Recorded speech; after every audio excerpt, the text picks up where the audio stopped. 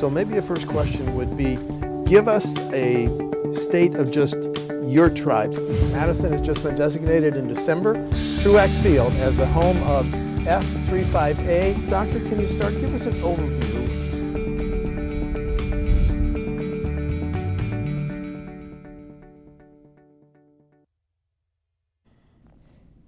Democratic Congressman Mark Pocan represents Wisconsin's 2nd Congressional District in the U.S. House. He just got reelected to a 4th term, and it's a very interesting time to be in Washington, Congressman Pocan. Yeah, you know, between the new president, or not so new anymore, and now we took the majority for my first time since I've been in Congress over 6 years. So lots going on, and it is a really interesting time. Well, how has your life changed going from the minority to the majority? It's gotten busier. You know, I got on appropriations last session, but then this session, because we're in the majority, I picked up a 3rd subcommittee. So I serve on the Labor, Human Services, Education Subcommittee, the Agriculture Subcommittee, and now the Energy and Water Subcommittee. So I've got a lot of jurisdiction, a lot of meetings, and it's definitely kept us busier than before. And you were saying before we started, you're in a key role in terms of UW spending? Yeah. Can you talk about that? Sure. Of the 3 subcommittees I'm on, that represents 73% of all the federal dollars that go to the University of Wisconsin-Madison, and over 73%. And over 80% of what goes to the system, UW system, statewide. So I would be lying if I didn't say that we did that somewhat with some strategery. You know, we wanted to make sure that, you know, we were doing it to follow where most of our federal dollars that, you know, mean something to I folks. think I hear your cell phone, President Cross, on the line. But let's talk about some of these larger issues in Washington. Next shoe to drop, the Mueller report, sir? I don't know. You know, I'm not in the camp that thinks this is, people keep saying, oh, it's going to be this week. Oh, it's going to be this week. I've heard that for weeks. And I think whenever you do something this comprehensive, right, and then you have to do a report after you do all the investigating part, it's not necessarily as quick as you think. So it may be winding down, but it's been just 2 years, not even quite probably 2 years exactly right now. And, you know, don't forget, we spent 4 years on Benghazi with 0 indictments, 2 years on Hillary's emails, 0 indictments.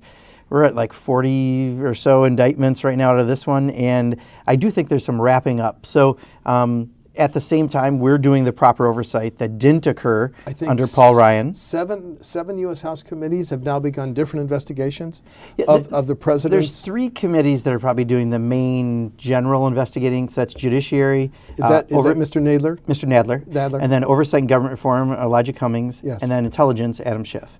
And then committees like mine, we have done in my subcommittee on Labor, Human Services, Education, we've had the folks in about the placement of children who are separated from their parents and the facilities they're being held in. So a lot of committees are doing that as well, but the high level stuff really is being done in the 3 committees.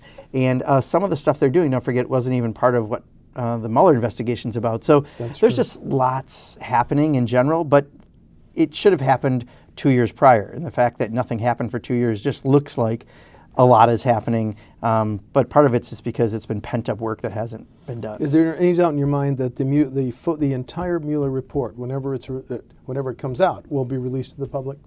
We're going to do everything we can to make sure of that. We had a vote that was near unanimous, which is very rare in Congress to say that. But, you know, I still think we're going to have to deal with the Attorney General at the time. And, you know, if they try to play the redaction game, because unfortunately we've both experienced that, you as a journalist and me as a member of Congress and the legislature, and getting redacted documents, I could see that still being a battle. Okay, let's say the Mueller report is delivered. What are you especially going to look for in it? I think the president has set up this idea that if there's not collusion, there's nothing in there. And I totally disagree. I think the president's been very smart to set up a false narrative about what the report's about. I think they're looking at lots and lots of stuff. And the fact that the Attorney General has always said we can't indict a sitting president because that's how they interpret the law. Yes. They may not indict anyone, but have things that would certainly be indictable in the report. So we could have something like that.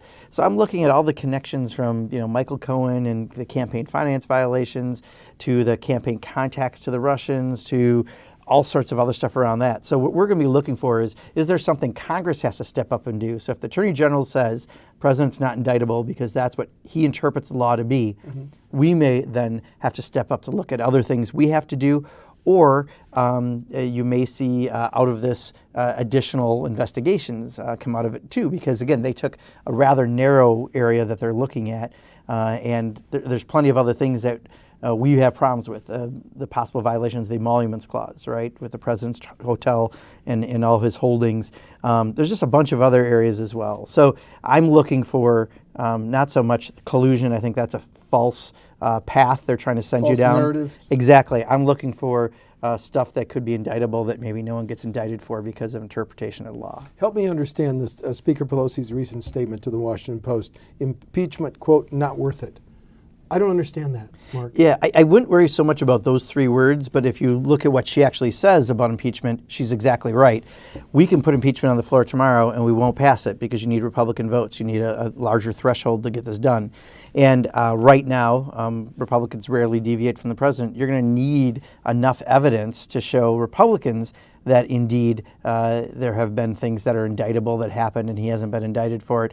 And there is a further evidence collecting that needs to happen to get to that level. So she's being very pragmatic and saying, I can put it on the floor tomorrow and it won't pass. Here's what we have to do. That's why we're doing our oversight that Paul Ryan refused to do for the last 2 years. So I think, the longer version of what she says makes a lot of sense. I've kind of been saying it all along. I mean, I voted for impeachment last session because I think he's done things already that would fall in that category. However, if we're actually going to pass impeachment and make it an effort of the caucus, it has to happen knowing that you're going to get Republican votes, and that means all the efforts we're doing through the proper oversight now need to happen. Are you seeing more Republicans breaking with the president? And a U.S. Senator today, a Republican U.S. Senator, criticized him over his recent tweets over John McCain. Are you seeing more Republicans showing signs or breaking with the president?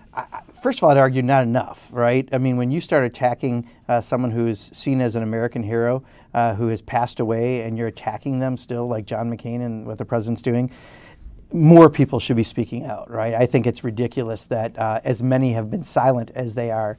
But I think the reality is, like you saw on the vote for the overriding the national declaration of an emergency, anyone who's up in 2020. Congressman Gallagher voted for yeah, it. in Are Wisconsin. you surprised by that?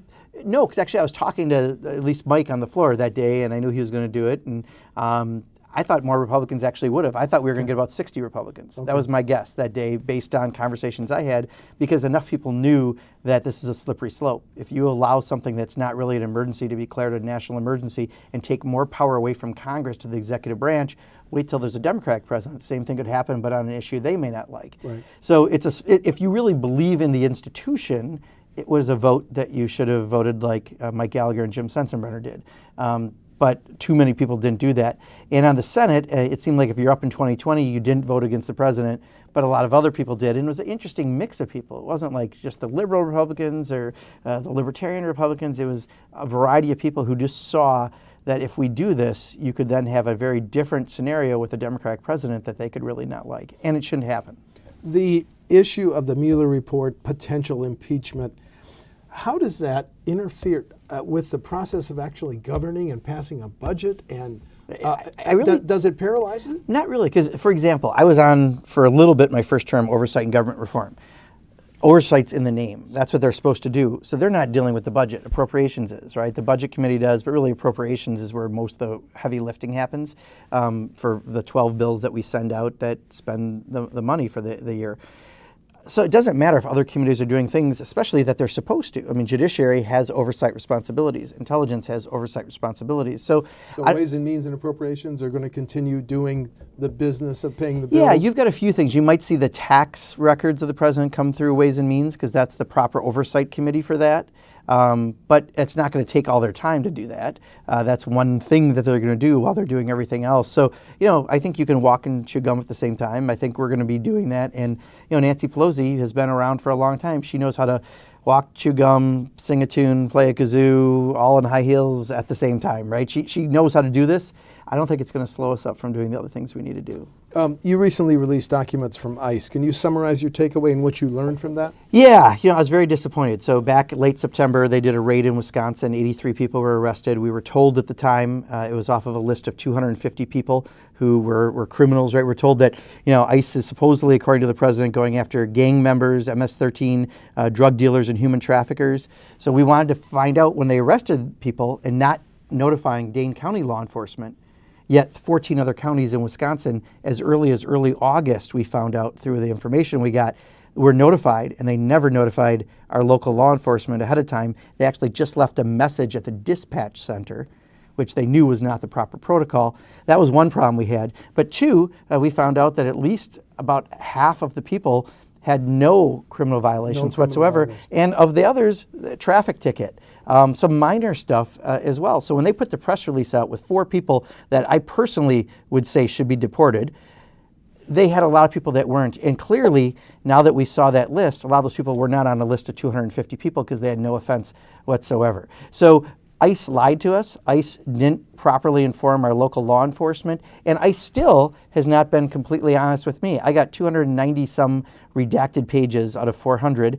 They did not answer a number of my questions, so I have to appeal this after waiting 138 days to get an answer. And so I certainly sympathize with reporters. Of course, I was a journalism major myself to begin with, but when people make that request and don't get information, we have a right to, as a public. I should, especially as a member of appropriations, you think that they would want to be a little bit more attendant, and they weren't. So, unfortunately, the president has ICE operating not as they were intended, which was after 9/11 to protect us from domestic terrorism. Instead, they're operating as his personal police force to justify the border wall that he promised and never should have in the first place. So there's really an abuse of an agency that's happening. So I look at the White House first, but I also have to look at how ICE is operating. Well, based on the records that you received, has ICE broken the law? Broken the law in what sense? Are they ignoring our statutes? Are they? I think they've broken the law in the information they're supposed to give me, so I'm appealing it, and then if I don't get through with appeal, I'll sue them. Standpoint. Yeah, from a FOIA standpoint. But what they're doing is not with the intention of why the biggest expansion we've had in the federal government in most of our adult lifetimes has been Homeland Security and ICE, right? It was created after 9/11 because of what happened here in the United States for domestic terrorism. But if you take an agency that was created for that reason and have them going after people with parking tickets or no violations whatsoever, that clearly is taking them off the focus that they're supposed to do.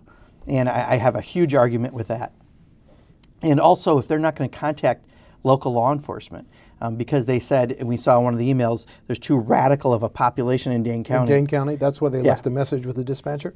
Yes, and they called the sheriff a week before the raids and asked who runs the dispatch center, and he said, why is something about to happen? And they said, no, we're updating our records. After we find out now, for 6 weeks, other law enforcement was notified. It's maybe not illegal, but certainly immoral in every way I can think of. Okay, your party's now in power, and you're a leader of the Progressive Caucus. Is top priority of the Progressive Caucus Medicare for All? We have a number of priorities. Medicare for All is certainly one of them. Debt-free college is one of them. Investing in our infrastructure is one of them. A number of other areas, environmental, et cetera. Which one are you going to move on immediately? Well, we're kind of doing them all at once. It's not like we're doing one to wait for the next one. So we have commitments to do hearings on Medicare for All. So we're working with the proper committees of jurisdiction right now to get that done. We're going to, as the higher education reauthorization comes, we'd love to see components of our debt-free college put into that bill, perhaps. So we're going to work on that. And one of the things is in the last 2 years, because Congress didn't do much under Paul Ryan's last 2 years, other than pass a tax break for the wealthiest in this country, I had some extra time to build the Progressive Caucus. And I was out raising actually millions of dollars for our 501c3 entity. So we are literally going to go from a staff person and a fellow to about 21 staff people in about a month. So we got to have people with our nonprofit entity. We have full-time fellows going into offices to help do policy deep dives in certain areas. We're increasing the staff that work with the caucus internally, and then we've increased our political operation as well. Just recently, we added a political director to add to that operation. So what we've been doing is trying to add capacity so that maybe not in this Congress we're going to pass everything we want because we still have a Republican Senate and a Republican president, but should we get a Democratic president, should we get a Democratic Senate, we've got a lot better chance to see these things become real. You mentioned Paul Ryan. You watched him last term, before he retired. Mm-hmm. Was he ground up by the White House on one end and by his Freedom Caucus on the other end? You have any sympathy for what he had to go through in that last term? I think he operated the grinder himself, because rather than standing up to the president, or rather than standing up to his Tea Party, which was a fraction of his caucus and 10% of Congress as a whole, he let them call all the shots. So we were paralyzed from doing anything other than the tax bill. But that was a choice he made on his own. He could have stood up as the Speaker of the House of Representatives, third in line to be president. Instead, he chose not to. So I would argue he was the one actually turning the grinder on himself. And that was really unfortunate, because we are a co-equal branch of government. We should not give up powers to any president, Democratic or Republican, that belong to Congress. And I think we did way too much of that. Is anybody in Congress worried about the soaring federal debt anymore? The $22 trillion starts with a T? I'll be honest. Is that one of your priorities? No. I mean, the Republicans have given it lip service, but then did the opposite when they passed the tax bill. Put $2 trillion of debt in order to give 85% or 86% of that money, I think, goes to the top 1% of people in the country. That was ridiculous. You can't say you're for reducing the debt and then do something like that, because tax expenditures are just that. They're an expenditure, just like you'd spend money on healthcare or on schools. When you spend it on a tax break for rich people, that's a trade-off you make, and they made that trade-off and they added to the debt. So I would argue you do not see the tension that has been in the past on the debt, and I think it will once things get functioning again.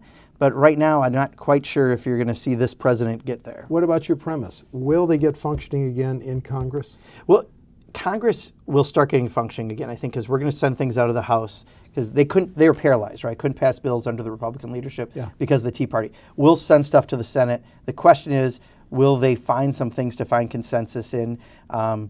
I do think they will on appropriations, and maybe in some other areas on the gun violence prevention, possibly. There's a measure we sent over that had like 85% public support. You'd hope that we could do that. But then we still have the White House to deal with, right? And he's up in 2020. So I think we're at least able to show how government has to function again, and we will send bills out the way things are supposed to happen. But the rest of the process is going to be a little bit in question. But to your specific question, the Republicans, unfortunately, have been complete hypocrites on debt. And because of that, we now have even more to make up for when we ever do address it in a significant and meaningful way. Okay, but you can do finance. You were joint finance here in the Capitol.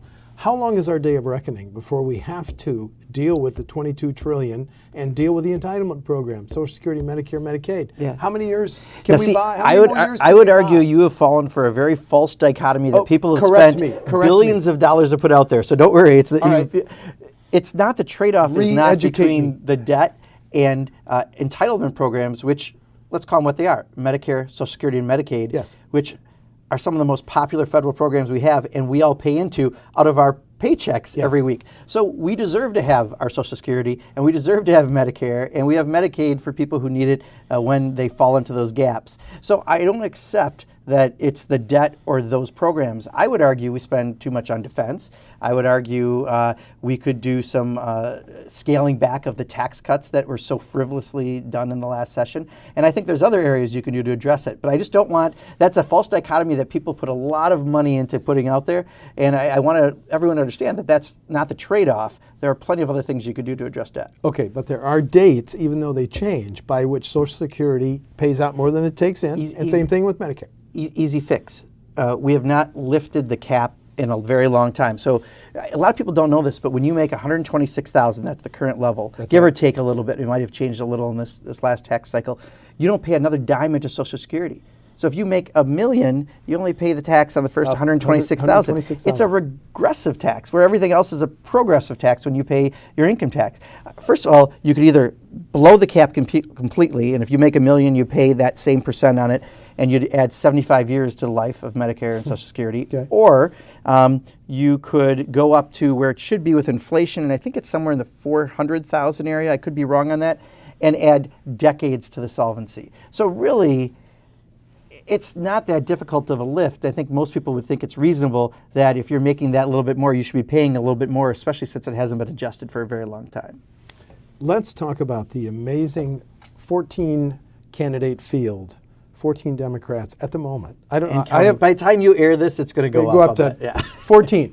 They range in age from, let's see, Representative Tulsi Gabbard is 37, Mr. Sanders is 77, Mr. Biden is 76.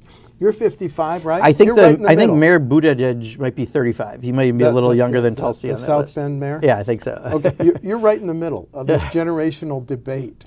How do you see it play out? Is having 14, 15, 16 candidates good for your party at this point? Yeah, I think it is. I think because have it where we'll see where the excitement is in candidates and what message is what the American people are desperate for, especially after Donald Trump. I mean, Donald Trump has broken all sorts of rules of what it is to be president, right? And Yes. I think that's going to change people's appetite. And let's see, is it the fact that Bernie Sanders has for years said that we need to have Medicare for all and a bunch of issues that now are in the mainstream and therefore maybe he's visionary and that counts? Or is it because Beto O'Rourke doesn't talk so much about issues but wants to be better as a country and is aspirational in his message and people are inspired by him?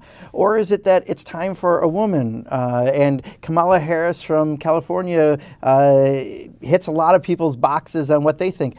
I don't know what that answer is, but I'm glad there's a primary system to figure it out, and I think we'll be stronger for having a candidate that addresses what people want at this point in our history. But at 55, you're right in the middle of this debate. Who should chart the future of your party? The Steny Hoyers, Nancy Pelosi's, Joe Biden, or the AOC's and the Beto O'Rourke? He's only 46. Who should chart the future of your party? Whatever the voters decide.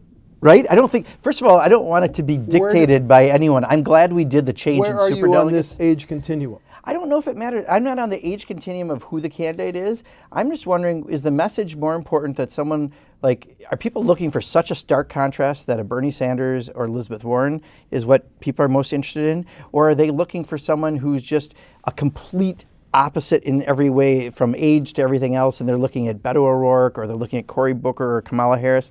Or does it turn out that this mayor, again, I mean, usually you wouldn't think someone like that would do all that well, but he's really impressed people when he's in forums right now. Maybe that will shine. I don't know what's going to happen. We're still so early yet. So I'm not too worried about, and I've missed a bunch of candidates that I probably, shouldn't have, but like you said, there's a whole boatload of candidates right now. But whoever comes out of that process, I think will be stronger because they came out of that process. Do you welcome the imminent announcement by Mr. Biden that he's in? He almost said it last weekend. Sure. I mean, Biden's going to get in. I think Michael Bennet from Colorado is going to get in yet. Yep. God, there's another one I'm forgetting too, who's just on the verge of announcing too. So we're going to be up to 17, I think, at that point. Wow. I think a few people will drop by summer even because I don't think, they'll realize that they're not finding a path.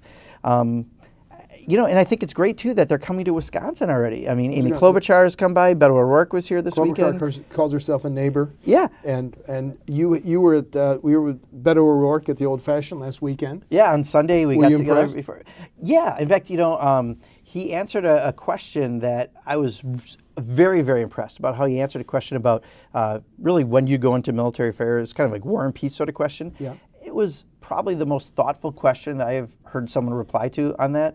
Of any of the candidates. So, I think as this process happens, it'll winnow and winnow till we get down to probably 3 candidates. And at that point, maybe I'll get involved. But right now, I would love all of them to take on some progressive policy initiatives that I think are important that'll help them next November and I think are important for the country. Okay, but you like them on domestic issues. And there's a wide array of candidates and wide array of domestic issues. Are you scared about foreign affairs? And there are, many of them don't have experience in foreign affairs. Tough nations like Afghanistan and Syria, et cetera. Yeah, considering Donald Trump's experience was trying to sell things to people in other countries, that was his experience in foreign affairs. I don't know if that's going to be a measuring stick. I mean, maybe people will decide he had no experience and that was a problem. They'll want someone with experience. We're going to figure that out through this process. Okay. How do you react when Mr. Trump tweets, as he did last weekend, "I've got the police, the military, the bikers, and they're not yet playing tough"? This comes on the heels of Mr. Cohen telling Congress he's concerned about how President Trump would accept being defeated in 2020. Just your reaction to that tweet. Yeah, well, unfortunately, it follows so many other tweets he's said of similar vein, right? That appeal to the worst in us, not the best in us, that are threats rather than something that's inspirational. And all too often, his tweets are, I think, racist in nature. They divide us. They're never inclusionary about bringing the country together. And that's Donald Trump. And that's why I'm always amazed that this guy ever became president to begin with. But the fact that he made it through a process meant that there is something he's saying that's resonating. I'll give him credit on this. When he said drain the swamp, I think that was a brilliant branding of a real problem. I mean, Washington is overrun by special interests, and the average person does get pushed out all too often as we're doing public policy because of it. The problem is Donald Trump didn't tell him he's just going to drain the swamp deeper and build a high-rise luxury condo on it. He brought his own swamp creatures in, and that's what's happened. But his message, I thought, was really valid. And that's one of the things that we ran on as Democrats last November. We took the majority, and that's how we passed H.R. 1, a comprehensive election, campaign finance, and ethics reform bill.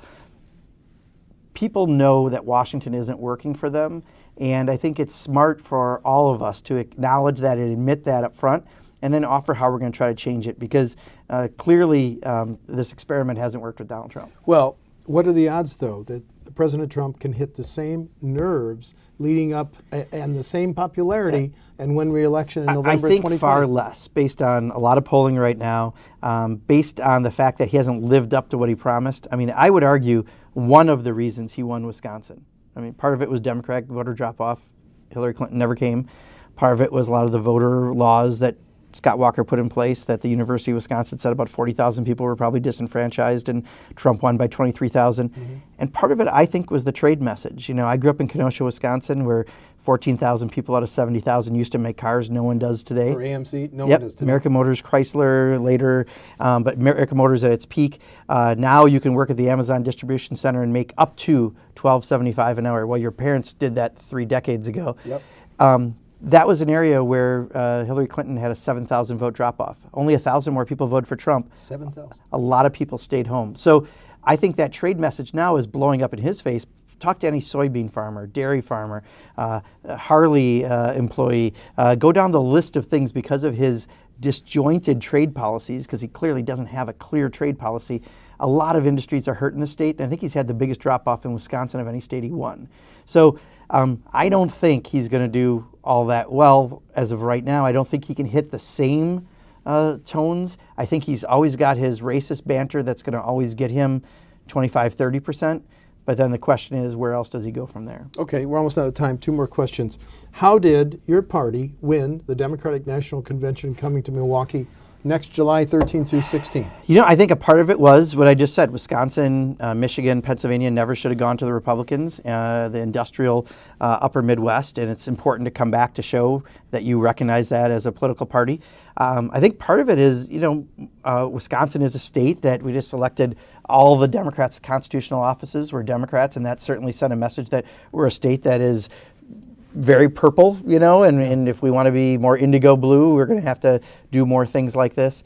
And I think, the 2 places we were competing against were Houston and Miami and Milwaukee.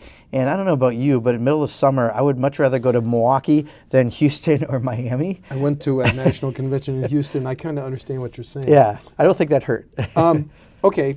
Top goal this session, 2nd Congressional District for you. Just narrowly 2nd Congressional District. Yeah, I'll tell you, I think my top goal is my work on the appropriations process.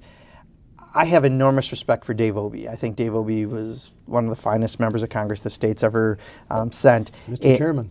Chairman of the Appropriations Committee. And, part of your job is, I think too many members of Congress don't consider their job their district. They think it's what they do in Washington. To me, my number 1 priority is the district. Number 2 is the Washington stuff. But if I can do things through the appropriations process that are good for Wisconsin, good for the University of Wisconsin, good for things that Governor Evers is trying to get done, I'm really happy to use my place on that committee and use that seat at the table to get something done. And I really want to get that done. So I think that's my top priority. We've got water quality issues in the district and the state. Yes. We need to help on transportation because Scott Walker for too long didn't invest, so I've got to be a part of that.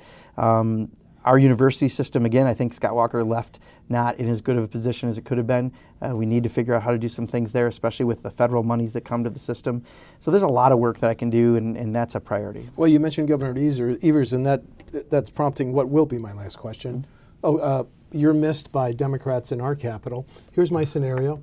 If the Republicans throw away Governor Evers' proposed budget and enact their own budget, what should Governor Evers do? I hope he watches the show and takes your advice. Yeah, he can veto it. I mean, he's got the power of the veto. They have to understand that, right? And that means they should be negotiating with him. And I think they've come out so far this session weaker because they've come out with fists flying.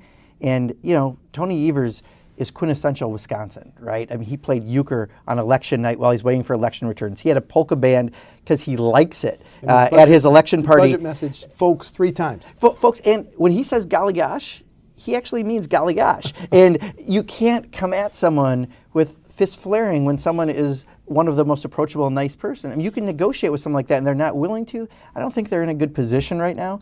So I think if they push too hard, hopefully the governor will do what he should and veto that and find a way to get a path forward. But so far, I haven't seen him do a bunch of things that are outside the mainstream of what needed to get done in the state. And I hope that they allow him to be the governor like they should. 2nd District Congressman Mark Pocan. Yep. Thanks for stopping. Thank you, for the Steve. update on Of Washington. course. Stop in anytime. Appreciate it. Thank you. Thank you very much.